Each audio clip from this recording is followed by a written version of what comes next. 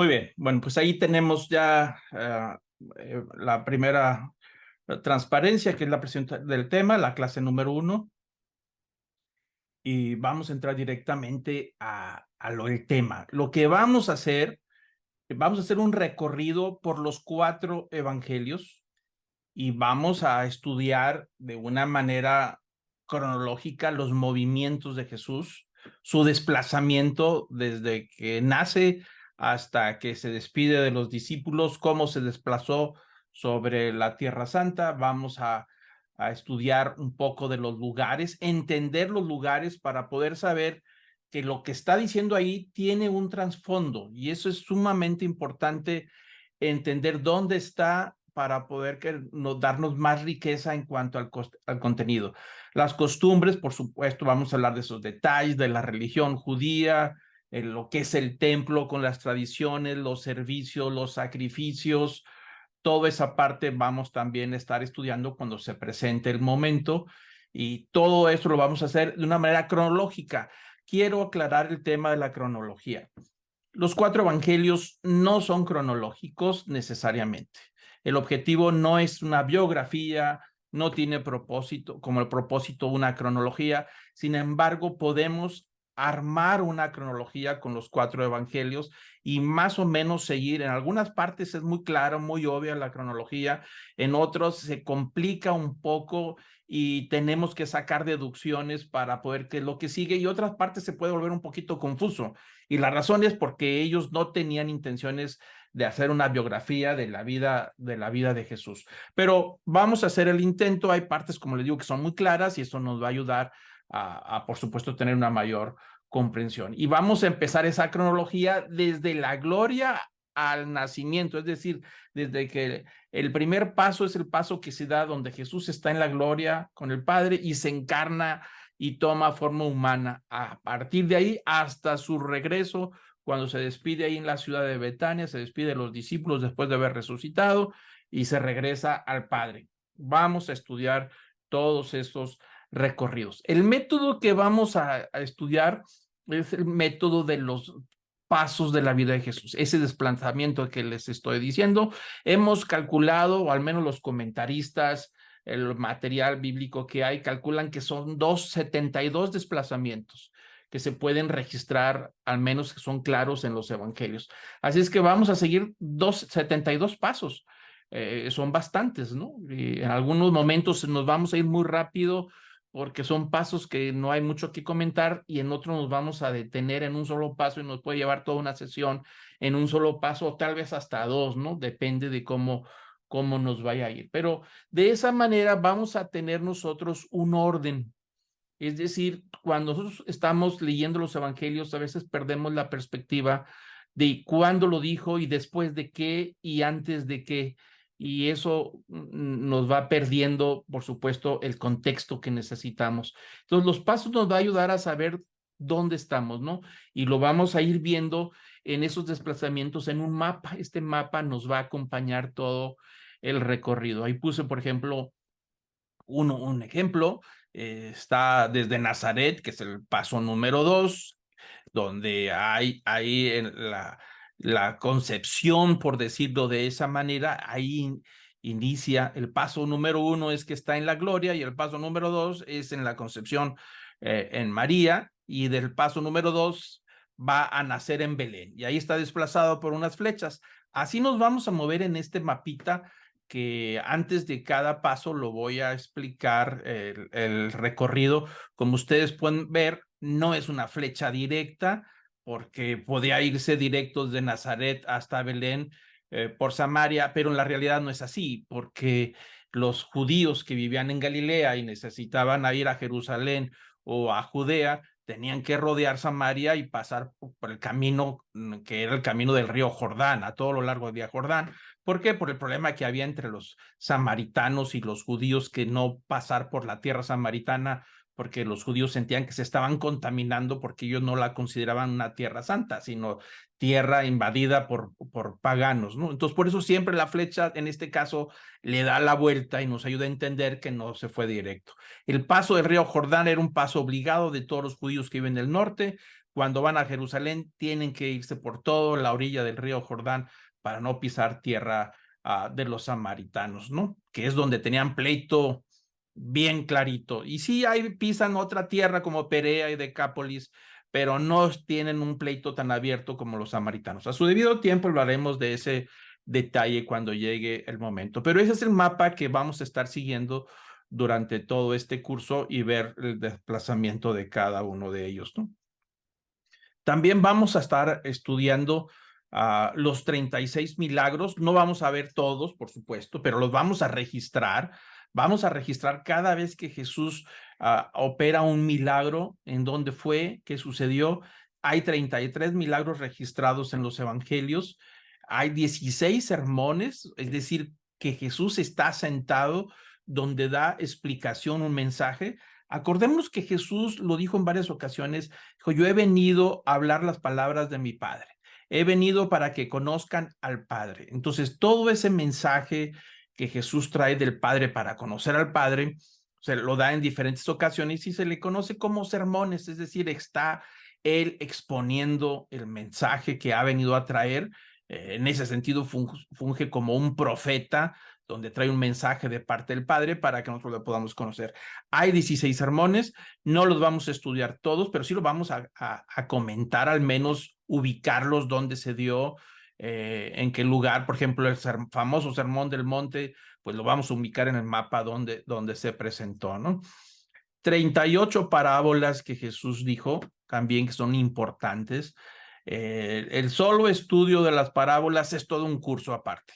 No lo vamos a estudiar todo, pero vamos a comentar las más importantes, pero sí vamos a registrarlas todas, dónde se dieron esas parábolas, y algunas importantes las vamos a comentar y vamos a entrar a detalles, porque no queremos que este curso se vuelva un asunto técnico, que ese es el riesgo que hay con todo lo que vamos a ver, de volvernos con un curso de muchas cuestiones técnicas, históricas, culturales, y perder el objetivo del mensaje. Entonces, cuando la parábola trae un mensaje que vale la pena comentar, pues ahí nos vamos a detener y extraer, por supuesto, el mensaje que Jesús nos ha traído, ¿no? Están registradas 37 profecías, es decir, 37 veces en los evangelios donde hace referencia a una profecía del Antiguo Testamento refiriéndose a Jesús, el Mesías. Acordémonos que a varias ocasiones dice, para que se cumpliera lo que está escrito por el profeta fulano de tal. Así dice en algunas ocasiones. Es decir, hay una profecía del Antiguo Testamento que apunta al Mesías, y entonces en qué momento se cumple en la vida de Jesús. Eso también lo vamos a registrar, y eso es muy importante, porque es el Antiguo Testamento que profetiza acerca de la venida de Jesús y cómo Jesús va cumpliendo todas estas profecías en su propia vida, ¿no? Entonces esas profecías las vamos a registrar en cada uno de los detalles. Cuando se presente una profecía, pues ahí vamos a hablar sobre ese tema. 19 veces Jesús hace oraciones. La más famosa es la oración del Evangelio de Juan, capítulo 17, que es unos días antes de que él sea prendido. Hay una oración muy bonita donde dice Jesús, no te pido que lo saques del mundo, sino que los apartes de él. Y hace una oración por todos los seguidores, por todos los que creerían en el Evangelio, en el mensaje de los apóstoles, por todos sus discípulos. Y es muy interesante, vale la pena analizar esas oraciones, porque en el ejemplo del caso de Juan 17, pues es una oración hacia nosotros, todos sus seguidores, que es lo que Jesús pidió por nosotros, ¿no? Y ahí es donde hablamos cuando dice el libro de Hebreos que tenemos en el cielo a un intercesor, es decir, un sumo sacerdote que intercede por nosotros día y noche. Y esas oraciones tienen que ver con eso, ¿no? Entonces vamos a registrarlas y también a comentarlas en su debido momento. Hay alrededor de 45, al menos están detectadas 45 predicciones. ¿Qué quiere decir predicciones? Cuando Jesús está prediciendo algo que va a suceder. Por ejemplo, cuando habla a Jesús, cuando llora antes de entrar a Jerusalén, antes de aquel domingo de Palmas, de esa entrada triunfal a Jerusalén, desde el Monte de los Olivos, él está viendo el templo con todo el barullo de la gente, porque es celebración de la Pascua, y entonces llora sobre Jerusalén, porque dice, ay de ti, Jerusalén, que apedreas a los profetas y a los que te son enviados. ¿Cuántas veces quise reunirte como la gallina recoge a los polluelos, pero no quisiste? Y vendrán sobre ti, ahí viene una predicción, vendrán sobre ti, te rodearán, te apreturarán, serás ahollada, serás pisoteada, y es una predicción con respecto a la destrucción del templo, ¿no? Y no se diga las predicciones que Jesús hace sobre el fin del mundo, ¿no? Es decir, que en su segunda venida, cuando Él va a regresar por segunda vez, cuando sean los principios de señales, también esas son predicciones. Entonces, hay muchos tipos de predicciones, hay 45 y vamos también a comentarla cuando llegue el momento y en qué momento lo está dando, ¿no? Y bueno, para poder registrar todo esto en este estudio, vamos a usar una simbología para evitar confusiones y para evitar que ustedes se pierdan totalmente en dónde vamos y qué estamos haciendo. Y vamos a usar estos símbolos que va a aparecer. Por ejemplo, cuando estemos hablando de los pasos, este símbolo que dice paso 1 o paso 2 o paso 3 o paso del 3 al 5 va a aparecer en el lado superior derecho de la transparencia. Ahí nos va a recordar en qué paso estamos. ¿Por qué? Porque cuando vayamos en el paso 45 o en el 37 nos vamos a perder, no sabemos dónde andamos, pero siempre va a aparecer en la transparencia en qué paso estamos, en qué parte vamos de la vida de Jesús. Y por supuesto va a aparecer también este icono donde estamos apareciendo un milagro. Ahí va a aparecer el número de milagro que llevamos registrado en nuestra cronología. Y también, por supuesto, la predicción con un ojo, va a aparecer el número de la predicción que estamos estudiando, de la que estamos comentando, y también haremos un icono para la profecía y aparece una corona ahí que tiene que ver con el reinado mesiánico, las profecías mesiánicas, las profecías sobre los descendientes de David. Acuérdense que hay profecía acerca de que hay una promesa, un pacto que Dios hace con David, diciéndole que nunca faltará, que de él se levantará alguien que gobernará eternamente y para siempre, ¿no?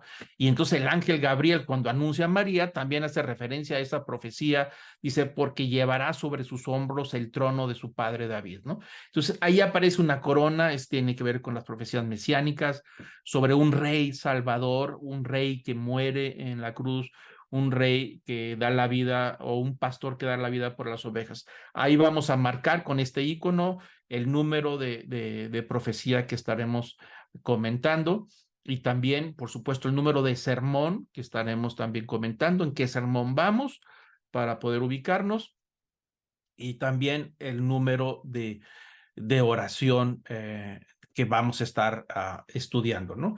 Entonces, me falta uno, la parábola, el número de parábola, también está el icono.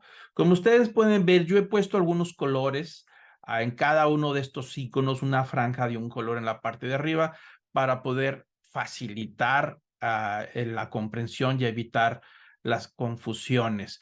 Yo les recomiendo, si ustedes lo desean hacer así, en su Biblia, si quieren sentarse en la cocina o en donde estén o en el escritorio y poner su Biblia, yo les recomiendo que usen marcadores de colores para poder que ustedes también hagan lo mismo, que puedan marcar, por ejemplo, si ya está registrado un milagro, pues con el color rosa ahí el milagro y ponen un número ahí a un lado. Y ya saben que eso significa un milagro, o si es una parábola, el color que ustedes escojan y ponen el número de parábola. De esa manera ayuda a que ustedes identifiquen en los evangelios este curso y también en qué número de parábola es o qué número de sermón es, y ayuda también a poder comprender. Una vez que terminamos el curso, ustedes tienen sus notas ahí. Esa es una sugerencia, no tienen que hacerlo, pero yo les sugiero si quieren profundizar un poquito más. Ahora, vamos a ver las etapas del curso. Como son muchos pasos, 72, necesitamos dividirlo en partes para poder saber cuándo ya estamos cambiando, ¿no? La primera etapa, que es la introducción, eso es algo que tenemos que estudiar. A veces puede hacerse un poquito tedioso, pero tenemos que hacerlo, ¿no? Porque no podemos tener una buena comprensión de lo que estamos haciendo si no entendemos el trasfondo religioso. Cuando Jesús le dice a los fariseos, ustedes han puesto las tradiciones en primer lugar por encima de la palabra de Dios. Bueno, es obvio que dice que ellos han puesto las tradiciones en primer lugar, pero habría que entender que para los fariseos las tradiciones era todo un código que ya estaba también escrito, que se llama la Halakha, que es un libro de tradiciones, de cómo interpretar la ley y hacer las tradiciones. Llegó un momento en que era mucho más importante, pero entender esa parte, pues obviamente nos ayuda a poder comprender lo que Jesús está haciendo, la parte histórica y política. Es decir, cuando Jesús llega, cuando Jesús nace, cuando Jesús está predicando, pues ¿quiénes son los personajes políticos? ¿Quién es el famoso Herodes, Poncio Pilato? ¿Por qué la tierra de Israel o la Tierra Santa está bajo el dominio de Roma? ¿Qué fue lo que pasó? ¿Por qué el problema de Herodes cuando sabe que Jesús, el Mesías, ha nacido? ¿Por qué manda matar a estos infantes ahí en Belén? Hay una respuesta clara, porque él es un judío converso, es decir, él es un idumeo, Herodes, no es judío de sangre legítima. Entonces él lo hacen rey, Roma lo hace rey, y por supuesto siempre como es muy tumultuosa la relación con Judea, Herodes y Judea, porque siempre piensa que no lo están aceptando y que en cualquier momento se levantan los aires nacionalistas de poder restaurar la monarquía. Bueno, pues eso es parte de por qué es importante entender la parte política y por qué estás gobernando, ¿no? Entonces vamos a hablar en la introducción quién es Herodes y quiénes fueron sus hijos, porque aparecen los nombres de Herodes por todos lados, desde el nacimiento hasta cuando Jesús le hicieron juicios. Dice que Pilato mandó llamar Herodes, pero no es el mismo Herodes, es otro Herodes. Entonces eso lo vamos a explicar también en la introducción.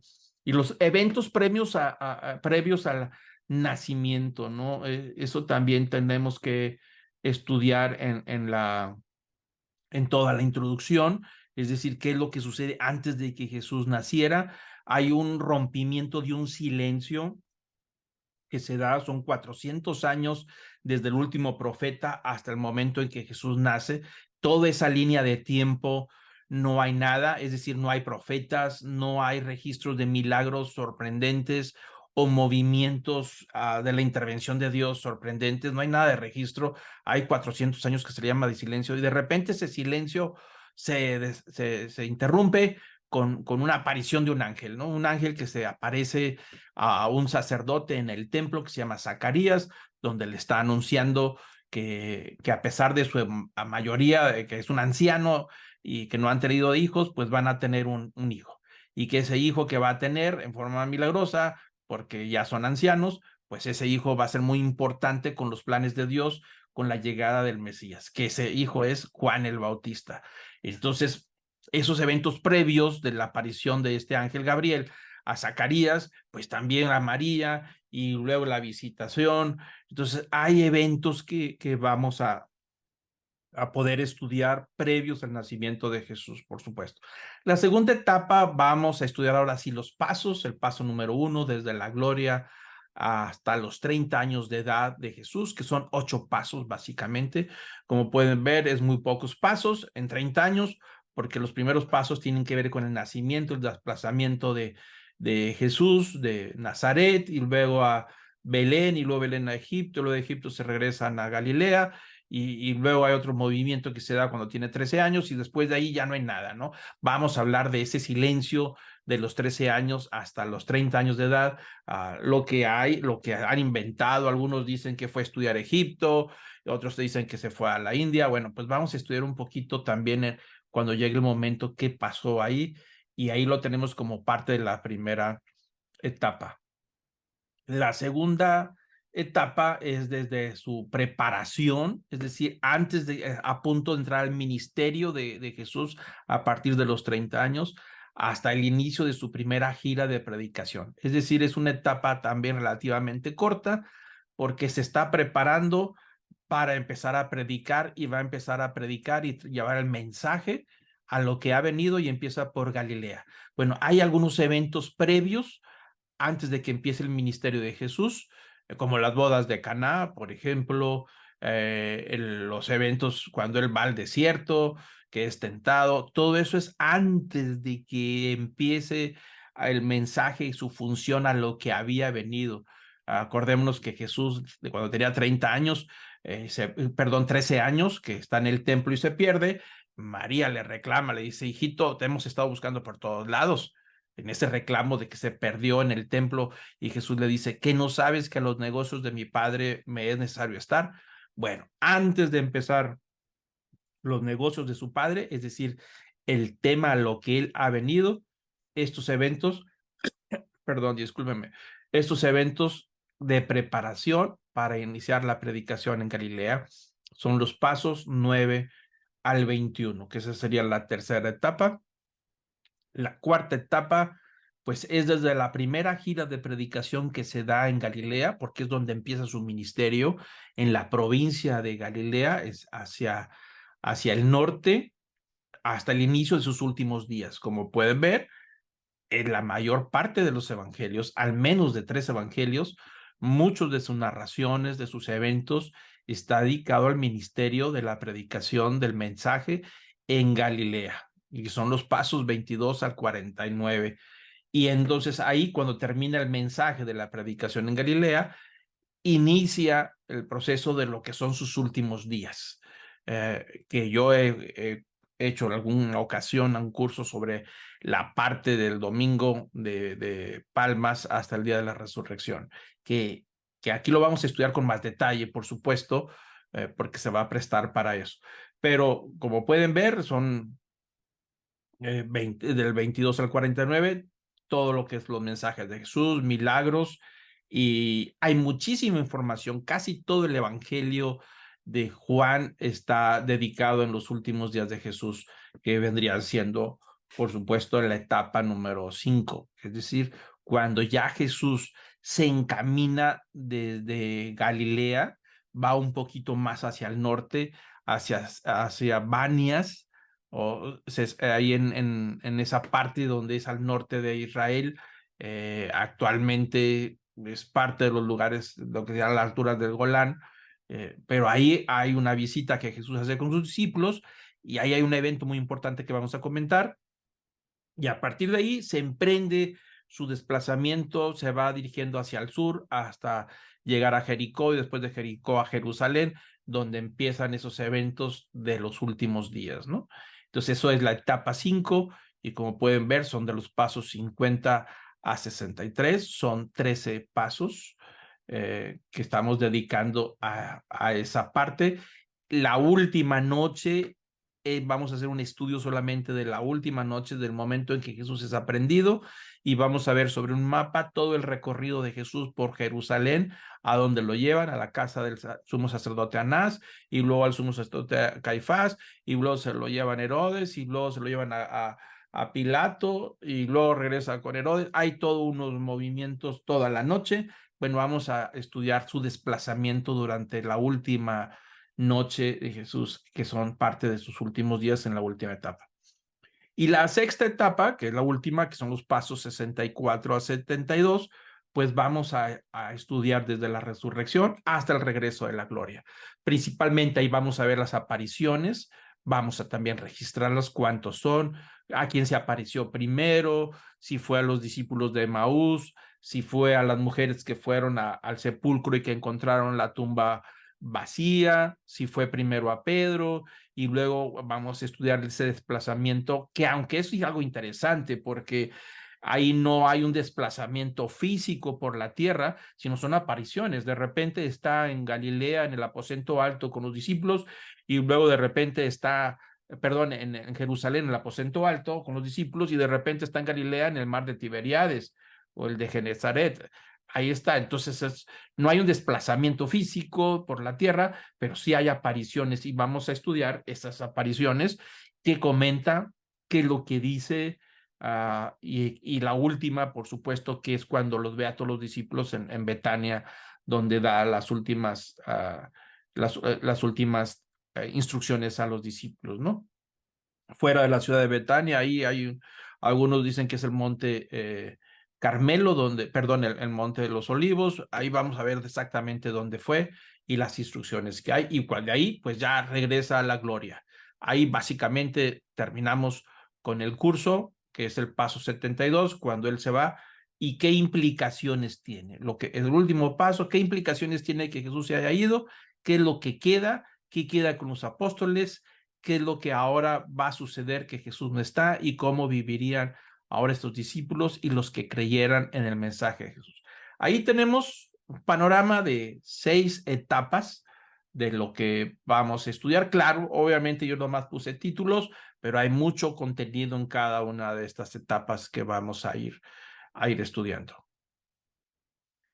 Y bueno, ¿cuál va a ser la base de este curso? Pues la base de este curso son los evangelios. Nos vamos a concentrar solamente en ellos. Vamos a comentar alguna profecía cuando tiene que ver con el Antiguo Testamento, pues lo vamos a registrar, a ver qué profeta es el que dijo lo que dijo, nada más, y a lo mejor algún comentario de algunas cartas de Pablo o algo para que haga referencia, pero toda la información que tenemos la vamos a sacar directamente de los evangelios para que nosotros tengamos más o menos ahí ordenado. ¿Alguna pregunta hasta ahorita? ¿Alguna duda? Es básicamente lo que vamos a hacer. Quise hacer este panorama para poder que tengan ustedes claro a qué nos vamos a enfrentar la próxima semana, ¿no? Entonces, la base son los evangelios. Primer evangelio de que hacemos referencia es el evangelio de Mateo. Es interesante, aquí hay, todos los evangelios tienen un símbolo. Este símbolo que representa, por ejemplo, a Mateo, representa a un hombre, algunos dicen que es un ángel, a un ser viviente. Está basado esta simbología en el capítulo 1 del profeta Ezequiel. En el capítulo número 1 del profeta Ezequiel, donde aparece su ministerio, tiene una visión muy interesante donde él ve la gloria de Dios y dice, y vi 4 seres vivientes. Y él hace una descripción, obviamente hace referencia a, como lo he comentado, cuando un profeta tiene una visión de la gloria de Dios, toda la descripción que hace de lo que ve, su referencia son elementos de nuestra tierra, porque estamos hablando del mundo espiritual. Eso no quiere decir que así es el mundo espiritual, pero el profeta siempre hace una referencia a qué se parece o a qué es semejante en nuestra realidad terrenal para poder describir lo que vio. Pues si no, no hay manera de describirlo, ¿no? Entonces Ezequiel 1 dice que entre las cosas que él vio, se vio a uno semejante al Hijo del Hombre, perdón, al Hijo del Hombre, y dice que también vio a uno semejante a un águila con alas, vio otro ser viviente semejante a un león con alas, y vio otro ser viviente semejante a un toro o a un becerro. Los 4 tenían alas, y volvemos a decir, cuando dice alas el profeta, yo personalmente no creo que se refiera a alas como las aves, porque en el mundo espiritual no necesita nadie alas. Aquí en el mundo terrenal, pues sí se necesitan las alas para volar, ¿no? Pero en el mundo espiritual no necesitan alas. Así es que hay que entenderlo a la luz de lo que se está sucediendo. Pero a través de la historia, sobre todo a partir del siglo II después de Cristo, los padres de la iglesia fueron comprendiendo y entendiendo que cada uno de los evangelios representaba una de esas seres vivientes que vio Ezequiel, que son 4. Y con esos 4 cerraron los 4 evangelios, y porque había, por supuesto, me parece como 25 evangelios más, que les llamaban evangelios apócrifos, que no tenían credibilidad y hablaban una serie de cosas que no coincidían con las enseñanzas de Jesús. Entonces tuvieron que cerrar el círculo y se quedó en 4 evangelios, y a cada uno les asignaron una simbología, que ustedes esta simbología la pueden encontrar en muchos edificios religiosos, ¿no? Tanto iglesias católicas como iglesias evangélicas pueden encontrar estos símbolos que son 4, ¿no? Y están basados en Ezequiel 1, pero curiosamente Apocalipsis 4 vuelve a hacer referencia de estos 4 seres vivientes al final de los tiempos, ¿no? Igual. Entonces Mateo siempre es identificado a la iconografía como que él escribe su evangelio y hace referencia a un hombre, a un hombre, un ser viviente, donde insiste en la humanidad, o al menos enfatiza la humanidad de Jesucristo, que esa es parte de su característica, ¿no? Tiene un estilo, Mateo, más hacia la enseñanza. Escribe él como si fuera un maestro. Es muy descriptivo, muy ordenado en lo que está describiendo. Y él hace referencia, por supuesto, a esa humanidad de Cristo, a la parte humana. Acuérdense que Jesús fue 100% hombre y 100% Dios. Bueno, Mateo le dedica mucho tiempo a la humanidad de Jesús. Por eso empieza su evangelio con una genealogía, porque él quiere demostrar que la humanidad de Jesús, la persona de Jesús, en su genealogía pasa por David y tiene, por supuesto, sangre real. Él quiere demostrar que la genealogía de Jesús viene desde David y es lo que había sido profetizado, ¿no? Y que tiene derecho al trono de David. Entonces, por eso hace referencia a esa genealogía, y su simbología siempre es un ser viviente, un hombre, un hijo de hombre, así decía Ezequiel. Pueden leer ustedes el capítulo 1 de Ezequiel para hacer referencia, y decía, y vi a uno semejante a hijo de hombre. Es decir, ahí donde se ha atribuido que Mateo hace referencia a eso. Y entonces Mateo hace mucho énfasis en todo su evangelio a los sermones, le dedica tiempo a las enseñanzas de Jesús. Por eso cuando vemos el Sermón del Monte en capítulo 6 en adelante, pues son varios capítulos el Sermón del Monte, ¿no? 6 y 7, desde el 5 empieza, pero desde el 6, 7 y hasta parte casi del 8. Es bastante información en esos capítulos del Sermón del Monte. El Sermón de las Bienaventuranzas se conocen, y eso es en Mateo precisamente, ¿no? Y es un evangelio que cuando lo escribe Mateo tiene en mente al pueblo de Israel, es decir, a los judíos. Él escribe ese evangelio entendiendo que sus lectores son judíos y comprenden muy bien de lo que está hablando. Por eso él enfatiza la genealogía de Jesús, demostrando que es descendiente de David, porque sus lectores son judíos, y él quiere demostrar, y hay muchas profecías del Antiguo Testamento registradas ahí, de que Jesús era el prometido, el que había sido anunciado, el de las profecías. Y por supuesto la enseñanza de sus sermones tienen que ver mucho con el énfasis hacia el pueblo judío. Ellos entienden bien. Y por supuesto su lugar de énfasis de ministerio en Mateo, el misterio de Jesús, es en Galilea. Es decir, todos sus sermones, muchos de los encuentros que tiene con los fariseos y judíos, sucede también en Capernaum, que es parte de una ciudad importante en Galilea, y vamos a decir, su círculo de acción de Jesús es en Galilea y sus alrededores en la provincia de Galilea, ¿no? El caso de Marcos, segundo evangelio, su símbolo basado en Ezequiel 1 es un león. En el caso de Marcos, se ha asociado siempre con esa figura de la que decía Ezequiel, y vi a uno semejante a un león con alas. Es decir, y ahí habla pues, también acerca de la realeza, es decir, del trono de Jesús, de la sangre real, el énfasis que él también tiene con respecto al ministerio de Jesús. Yo no sé si ustedes han notado, pero por ejemplo en Venecia, las fotografías que se ven de Venecia, en la plaza de la iglesia de San Marcos, la catedral de San Marcos en Venecia, afuera tiene un pilar gigantesco y arriba es un león, ¿no? Es referencia a esto. Inclusive arriba de la catedral hay león. Entonces siempre van a encontrar esta iconografía, porque Marcos utiliza muchos de sus escritos para hacer referencia a esa parte real de Jesús, ¿no? Su estilo es la de un predicador, es más con la idea de traer una enseñanza con la intención de cambiar nuestra manera de vivir. Eso es lo que él está registrando como predicaciones que está tomando nota. Él toma esta perspectiva de Jesús, tiene énfasis en los milagros. Muchos de los milagros grandes, importantes de Jesús los encontramos en el Evangelio de Marcos. Ahí hay muy buenos registros de los milagros de Jesús. Y por supuesto está dirigido más hacia los romanos. De acuerdo a la tradición, se cree que Marcos fue como un secretario, un asistente del apóstol Pedro. y que anduvo evangelizando a todo el mundo romano, todo alrededor.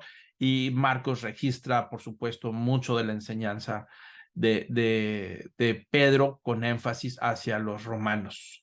Es lo que la tradición nos ha enseñado. Y también el círculo de ministerio de Jesús es en Galilea y los alrededores. El tercer evangelio es Lucas. Lucas y su símbolo de Ezequiel 1 está asociado a un toro, es decir, al sacrificio, al templo. Hace mucha referencia y énfasis a la muerte de Cristo en la cruz como el sacrificio. Siempre está representado en algunas de las pinturas históricas como un toro color rojo o como la vaca alazana. Si ustedes saben, entre las tradiciones que había en el antiguo Israel, el sumo sacerdote, el día del perdón, que era para todo el pueblo de Israel, sacrificaban una vaca alazana y esa vaca la criaban desde pequeña y la escogían entre la mayoría, la criaban especialmente para ir depurando que no tuviera ningún pelo de otro color más que color rojo, por decirlo así, o alazana que le llamaban, y la criaban especialmente para el sacrificio del día del perdón. Y el sumo sacerdote hacía el sacrificio de la vaca alazana y con la sangre de la vaca alazana ejercía todo un ritual para llevar el perdón de toda la nación de Israel, es decir, un perdón grande, extenso para todos. Y entonces Lucas siempre está asociado a la visión de Ezequiel 1, cuando Ezequiel dice que vio uno semejante a un becerro para el sacrificio, ¿no? Entonces ahí es donde Lucas pone énfasis en que Jesús es el sacrificio, el morir en la cruz, semejante a esa sangre de la vaca alazana que es derramada para el perdón de todos. Casi siempre cuando el cordero pascual muere por el pecado de la persona que hace el ofrecimiento. Es decir, yo voy a ofrecer un cordero pascual o la Pascua o un cordero es para cubrir los pecados míos, no es global. El caso del sacrificio de la vaca alazana es global, es para toda la nación o todo el pueblo de Israel. Entonces Lucas ahí tiene mucho énfasis y ese es su símbolo, siempre aparece escribiendo como los demás símbolos están escribiendo algo y atrás hay un toro o a un lado a un toro. Cuando ustedes vean ese símbolo es el Lucas el evangelista, ¿no? Y por supuesto Lucas su estilo es historiador.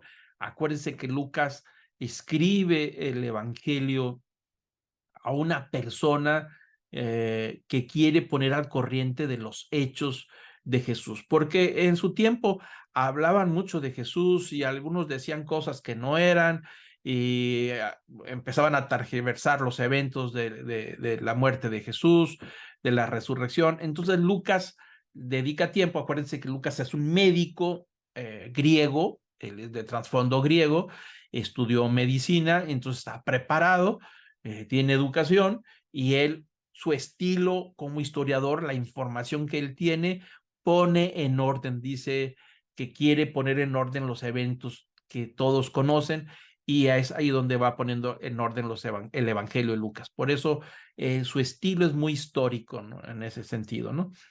Y también pone, por supuesto, mucho énfasis en las parábolas. Ahí nos vamos a encontrar con la parábola del hijo pródigo, la oveja perdida, que vamos a comentar a su debido tiempo también cuando lleguemos ahí. Y son famosísimas esas parábolas. Bueno, las encontramos ahí en el Evangelio de Lucas. Y ese Evangelio está dirigido más al pensamiento griego. Es decir, por él ser griego, por él viene del trasfondo griego, él no es judío de nacimiento, él no se convierte al judaísmo, él es del mundo pagano, son de los primeros eh, gentiles que se convierten en seguidores de Jesús. Y bueno, él conoce bien el idioma griego, conoce la cultura griega y su estilo de escribir lo está dirigiendo a personas con un pensamiento griego. ¿Qué quiere decir? Gente que no sabe gran cosa del pueblo de Israel. No es como Mateo, que está dirigiéndose a los judíos que conocen la historia de Israel, conocen sus tradiciones, su religión. Bueno, en este caso los griegos no conocen de nada, y entonces él explica las cosas de esa manera. Y de igual forma, Lucas también habla mucho sobre el área de ministerio de Jesús, que fue Galilea y sus alrededores, Capernaum, Naim, todos esos lugares que vamos a estar viendo, pues es en toda una región, en la provincia de Galilea, y ahí es donde él registra todo esto. Estos 3 evangelios se conocen como evangelios sinópticos. ¿Qué quiere decir? Que hay historias que es narrada por los 3, el mismo evento lo registran los 3. Pero lo interesante es que un evento o un sermón o unas palabras de Jesús o un encuentro que Jesús tuvo con alguien, cada uno lo narra en su estilo, en su forma y en su dirección, y nos dan detalles para poder complementar y tener más información del evento. Se conocen como evangelios sinópticos, porque se apoyan uno a otro, el mismo evento con 3 puntos de vista diferentes. Y es lo que nos da riqueza para poder armar la cronología, para poder armar lo que Jesús dijo, para poder armar la enseñanza gracias a estos eventos. No todos se repiten, pero se apoyan mucho. Hay información que solamente está en Lucas y no está en los otros 2. Igualmente pasa con Marcos. Hay información que solamente Marcos tiene. Hay información que solamente Mateo tiene, pero hay mucha información común, pero con diferentes detalles. Y esos detalles lo convierten en evangelios sinópticos. De ahí nos vamos a apoyar, por supuesto, bastante para armar nuestra cronología. Y el Evangelio de Juan, ese se cuece aparte, pero también tiene su símbolo, que es el águila de la que vio Ezequiel 1, que vio a un ser semejante a un águila. Entonces, ese siempre está representado. Juan, el Evangelio de Juan, siempre está representado por un águila. Y ahí tenemos los 4 elementos, los 4 símbolos que también aparecen en Apocalipsis 4, ¿no? Es un estilo teológico. Vamos a decir que de los 4 evangelios es el más teológico.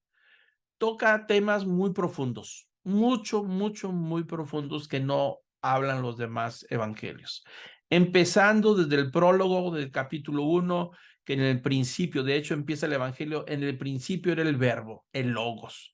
Y ahí empieza a hacer toda una explicación que vamos a estudiar de lo que es el logos y lo que significa para los demás el logos, y que este logos se hizo carne y habitó entre nosotros. Hay toda una explicación muy hermosa que vamos a ver para sacarle provecho a la enseñanza del capítulo 1 de Juan, pero es muy teológico porque en sus eventos, por ejemplo, cuando tiene Jesús un encuentro con Nicodemo, esa historia la encontramos en Juan.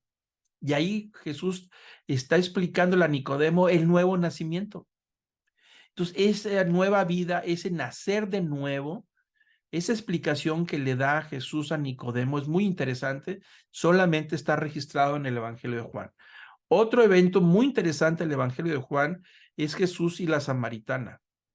¿Se acuerdan que vimos el mapa hace unos momentos donde tenían que desplazarse sacándole la vuelta a Samaria para llegar a Judea en la parte del sur? Bueno, en este caso Jesús intencionalmente se regresa a Nazaret pasando por Samaria. No se va por el río Jordán, se va derechito y ahí tiene una intención, algo va a suceder y tiene un encuentro con la famosa samaritana. Una mujer que está sacando agua del pozo, tiene una conversación sumamente interesante acerca de la adoración en espíritu y en verdad. Y hablaremos en su momento del entorno histórico de los problemas que hay entre judíos y samaritanos, qué ha sido los samaritanos hasta ahorita, qué pasó con esa mujer y lo que Jesús le ha mostrado y le ha revelado acerca de esa gran verdad, que ha sido toda una revolución. O sea, lo que Jesús le dice a esta mujer es una revolución y es muy interesante que esta gran verdad sobre el cual descansa nuestra fe es en adorar en espíritu y en verdad. Algo que no se ve. Dios no se ve, que no tiene templos, es decir, que el templo va a caducar, ya no existen los lugares santos, lo vamos a explicar a su debido tiempo, porque la santidad ahora viene a través de la salvación en Cristo Jesús. Entonces ya no hay las famosas peregrinaciones que había a los lugares santos para obtener una bendición. Ya no hay el hecho de ir a visitar a Dios a la casa de Dios. Ahí la revelación de Jesús es tremenda porque dice que ya no hay necesidad ni va a haber necesidad porque el Padre busca adoradores en espíritu y en verdad. Bueno, esos eventos tremendos, esas verdades, por ejemplo, es en Juan donde vamos a encontrarnos un encuentro de Jesús con los fariseos y en una parte del capítulo que vamos a estudiar va a revelar Jesús por qué él es divino, es decir, los puntos de sus credenciales de su divinidad. Y es una discusión que tiene con los fariseos. Y entonces Juan describe teológicamente los atributos de la divinidad en la persona de Jesús. Cuando Jesús le dice a los fariseos, dice que él va a ser el que va a juzgar a todos, ¿no? Y que él dice, nadie me da la vida, sino yo soy el que doy la vida. Yo quito mi vida y la pongo cuando yo quiero. Y yo soy el que doy vida a los demás. Entonces ahí hay unas verdades tremendísimas que vamos a estudiar cuando llegue el momento del encuentro de Jesús con los fariseos y vamos a estudiar esa parte de Juan. Es muy teológico y hay bastante enseñanza en el Evangelio de Juan. Otra característica del Evangelio de Juan es que la gran mayoría de los capítulos tiene que ver en Jerusalén, es decir, los últimos días. Eso es lo que Jesús, los encuentros de Jesús con diferentes personas, hay unas revelaciones tremendas que Juan está registrando. Entonces es muy doctrinal, por supuesto, hace énfasis en la enseñanza doctrinal, es decir, en las verdades que Jesús vino a revelar. Acordémonos que Jesús vino a revelar al Padre. Lo dijo en varias ocasiones, yo he venido a revelar al Padre. Lo que el Padre me ha mostrado es lo que yo les muestro a ustedes. Lo que el Padre me dijo que dijera, eso es lo que yo voy a decir. Con Jesús encontramos una revelación del Padre que no existía en el Antiguo Testamento. El mismo libro de Hebreos dice en su momento, dice que antiguamente Dios se reveló al pueblo de Israel a través de los profetas, pero recientemente se ha revelado a través de la persona de Jesucristo. Es decir, la mayor revelación que nosotros tenemos del Padre es a través de la persona de Jesús, lo que Jesús vino a enseñar. Bueno, ahí en Juan encontramos muchas de esas revelaciones de lo que es el Padre, del ministerio de Jesús y del ministerio del Espíritu Santo. Ahí está el capítulo 17 de Juan que habla de la oración acerca de todos sus seguidores. Cuando habla del Espíritu Santo es tremendísimo, hermosísimo lo que habla del Espíritu Santo en Juan. Eso lo vamos a estudiar cuando llegue el momento. Y por supuesto, esta manera de explicar las cosas pues está dirigido a todos. Toda esta verdad es a todo el mundo pagano y al mundo judío, porque cuando habla Juan acerca de logos, está hablando de un lenguaje que muchos de los filósofos entendían en aquel tiempo, ¿no? Había muchos judíos inclusive que habían profundizado en el gnosticismo de los siglos primeros, es decir, sus movimientos gnósticos acerca de la divinidad, que era inalcanzable la divinidad. Ellos decían que lo divino no se podía alcanzar ni podíamos tener contacto con él. Entonces Juan dice que esa divinidad, el logos, la razón de ser, se hizo carne y encarnó en la persona de Jesús. Es decir, y hemos visto su gloria, dice Juan. O sea, se hizo carne, tomó forma humana y es la persona de Jesús. Y eso lo dirige a judíos, lo dirige a romanos cuando sacude las ideas de los romanos, lo dirige a los griegos cuando sacude la filosofía de los griegos. Entonces, esto es pura doctrina, es teología, es enseñanza, es revelación del Padre, que vamos a estudiar también básicamente más hacia atrás. Ya cuando vayamos más adelantados a la mitad del camino, vamos a hablar mucho de Juan. Y su ministerio Jesús, como es obvio, está dado principalmente en Jerusalén y sus alrededores, en Judea, en la provincia de Judea, en Betania, en Jericó, en esos lugares cercanos, pero principalmente en Jerusalén y en el templo, porque en el templo hay un espacio que se llama el Pórtico de Salomón, donde ahí se acercaban para enseñar, se sentaban los grandes maestros en el Pórtico de Salomón y daban clase de Biblia, por decirlo de esa manera. Daban estudios bíblicos. Bueno, ahí está Jesús en el Pórtico de Salomón. Veremos las imágenes del templo para poder ubicarlo donde está ahí enseñando y también cuando entra para hacer la limpieza del templo. Entonces, todo su ministerio básicamente de Juan que está registrando en la ciudad de Jerusalén, en el templo y sus alrededores. Es donde se concentra. Y este evangelio se conoce como el cuarto evangelio. Conozco a una persona que hizo un doctorado solamente en el evangelio de Juan. Las cartas juaninas que le llama el evangelio. Hizo todo su doctorado solamente en el puro evangelio de Juan. Y se conoce como el cuarto evangelio. Entonces, cuando ustedes oigan hablar los evangelios sinópticos, se está refiriendo a los tres anteriores. Cuando digan el cuarto evangelio, se está refiriendo a Juan, que se cuece aparte. Pero vamos a trabajar con él, vamos a encontrar información para ir ligando ahí a la cronología, ¿no? Entonces, bueno, la semana que entra o la próxima sesión vamos a empezar con la etapa número 1, que son los temas a la introducción. Vamos a dedicarle, no sé si 2 o 3 sesiones antes de entrar a los pasos, porque es importante dedicarle tiempo para poder entender. Y vamos a ver temas como la geografía, el mapa lo vamos a estudiar un poco, por qué hay provincias, por qué está dividido en provincias, por qué no se le llama Israel, la tierra de Israel, porque no se le conocía así. Algunos le decían Palestina, hasta la fecha las Biblias, todas las Biblias, al final hay unos mapas que dicen la tierra de Palestina en tiempos de Jesús. Entonces vamos a estudiar Palestina, así se le ha nombrado. No tengo nada que ver con los problemas de Palestina e Israel en estos días, pero así se le ha conocido desde la antigüedad por culpa de los filisteos y no existe limitadamente el reino de Israel en ese momento, ¿no? Aunque hay un rey, el rey Herodes, pero lo vamos a estudiar. Vamos a estudiar por qué se le llaman provincias, qué fue lo que sucedió, los principales ciudades o lugares del mapa para ubicarlos y tengan ustedes alguna idea de lo que está sucediendo. Vamos a estudiar el tipo de gobierno, así rápidamente, cómo está gobernada la Tierra Santa en ese momento, Roma, cómo llegó Roma a tomar autoridad y de tal manera que está Roma metida ahí en las provincias, en Judea, en Samaria, en Galilea, en Perea, en todas estas provincias y principalmente en Judea, en el templo, ¿no?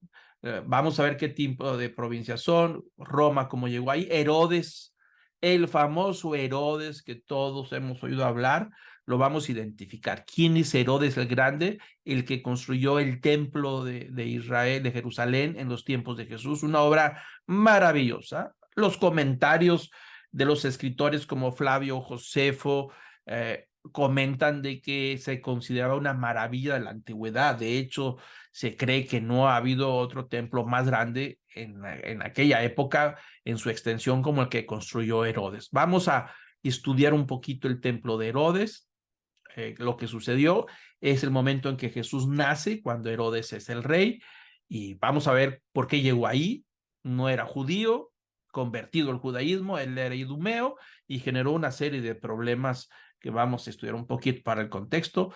Veremos el Sanedrín, cómo está configurado, que es la máxima autoridad que juzga los asuntos religiosos judíos. Asuntos religiosos nada más, no los asuntos civiles, para eso está Roma. Vamos a ver algo del sistema religioso rápidamente, sin profundizar mucho. Como le digo, el templo, vamos a estudiar una imagen, cómo están los lugares, los sacrificios, las entradas, salidas, lo que sucedía en las fiestas, los sacerdotes, un poquito también de los sacerdotes, del sumo sacerdote, de los levitas, y vamos a estar también estudiando los grupos sociales. Eso es parte de la introducción, cómo está dividido el pueblo entre los grupos de los saduceos, que son partidos políticos, los fariseos, los esenios, los levitas, los judíos, que es el pueblo, el papel de la mujer, quiénes son aquellos los temerosos de Dios, aquellos que no son judíos, pero van a las sinagogas y no se han convertido, pero están muy familiarizados con la religión judía, como aquel centurión. ¿Se acuerdan que el libro de los Hechos dice que este centurión era un temeroso de Dios? Simpatizaba mucho con la religión judía, pero no era judío. Pero también los prosélitos, quienes eran personas que nacieron en el mundo pagano y se convirtieron al judaísmo. Ellos no tenían los mismos derechos que haber nacido judío. Sí, judío, pero no con todos los privilegios, y los grupos, los marginados sociales, quienes eran, porque es importante para entender lo que está sucediendo también en el templo, cuando Jesús hace milagros En el templo, acuérdense que había varios que sanó ahí en el templo. Bueno, estos marginados, ¿dónde estaban? No podían estar más allá de ciertos límites porque la ley prohibía que la gente discapacitada pudiera pasar más allá de los límites de la santidad por los grados de santidad que tenía la Tierra Santa y Jerusalén y el templo, ¿no? Pero eso vamos a verlo también en detalles. Y también vamos a estudiar rápidamente los eventos previos al nacimiento de Jesús. Como le dije, hay dos prólogos.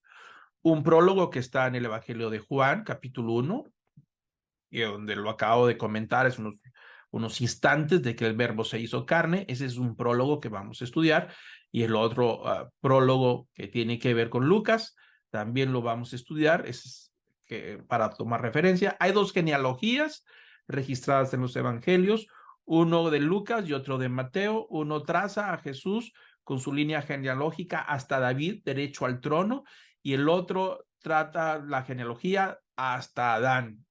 No vamos a entrar en muchos detalles, pero lo vamos a comentar. Hay tres anunciaciones antes del nacimiento de Jesús. La primera anunciación, como lo comenté hace unos momentos, tiene que ver con el ángel Gabriel, que se le aparece a este sacerdote, se llamaba Zacarías, que le entra en funciones ahí en el templo, y es ahí dentro del templo, cuando él estaba ministrando dentro del templo, en el lugar santo, donde se aparece Gabriel para decirle que él y su esposa, a la vuelta de 9 meses, pues va a nacer un hijo, ya siendo ellos ancianos, que sería el nacimiento de Juan el Bautista, ¿no? La segunda anunciación, pues es la de María, Gabriel a María, que le anuncia los planes de Dios con respecto a ella y con respecto al Mesías.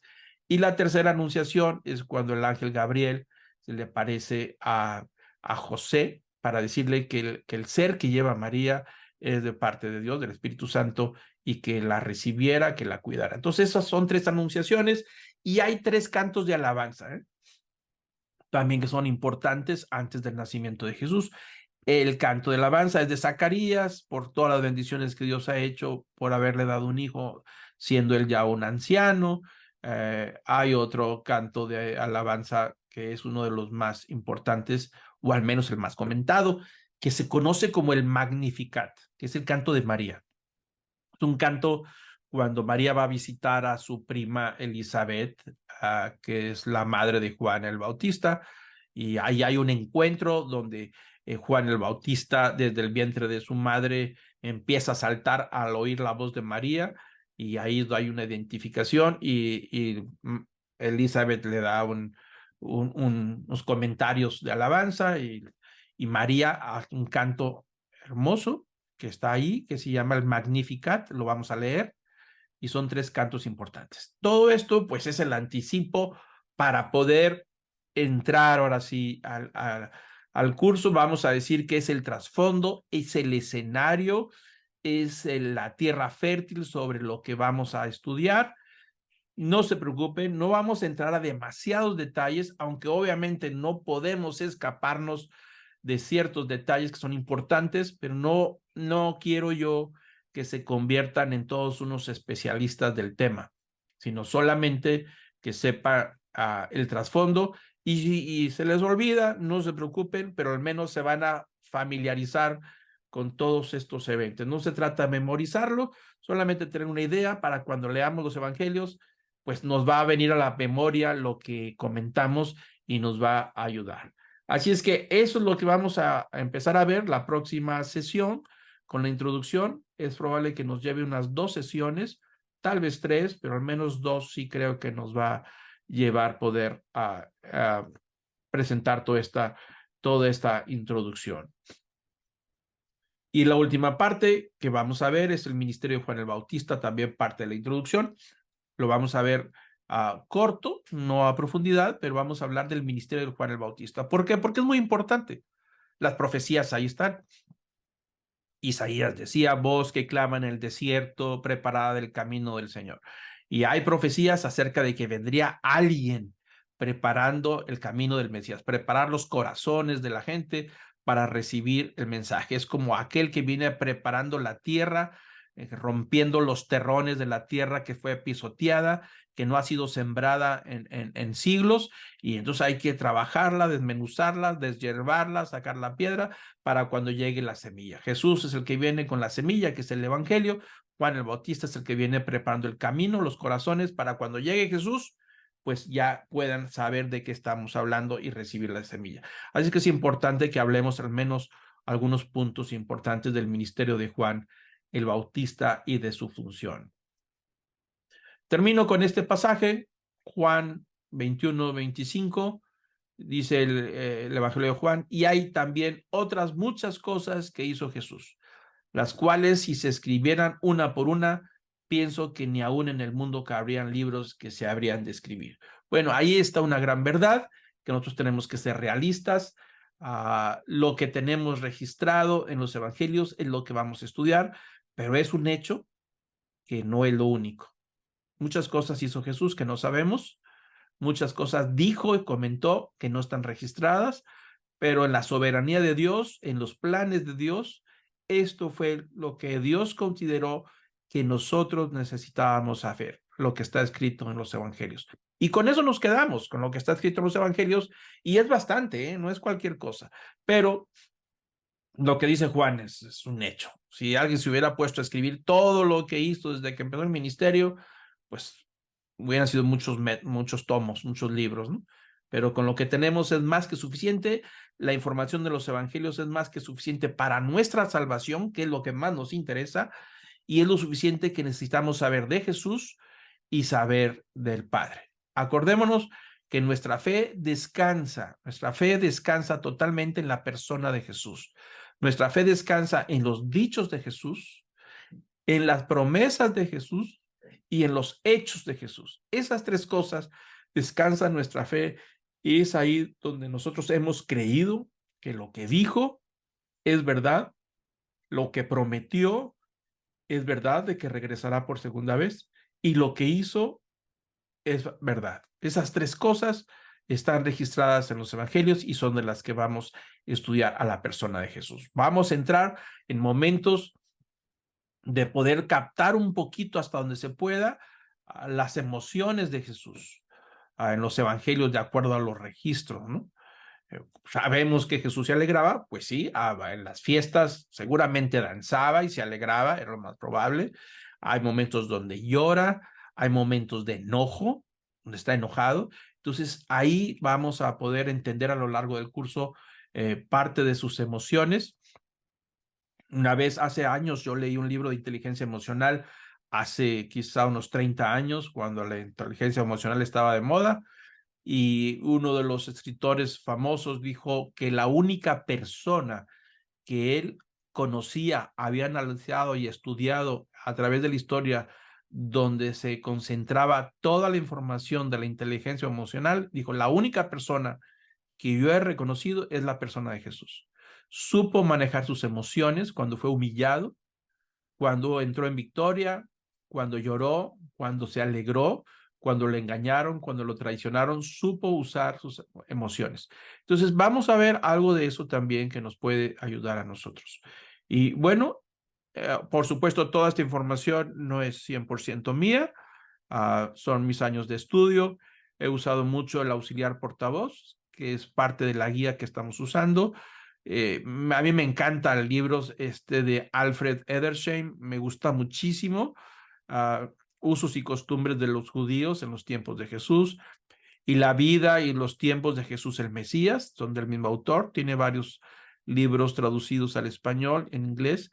Es un excelente libro para los muy pesados, porque son libros muy voluminosos, para el que quiere profundizar, pero entran demasiados detalles, ¿no? Pero ahí me he basado mucho, y por supuesto diferentes comentarios bíblicos a través de los años. De ahí hemos sacado toda esta información que vamos a estar viendo.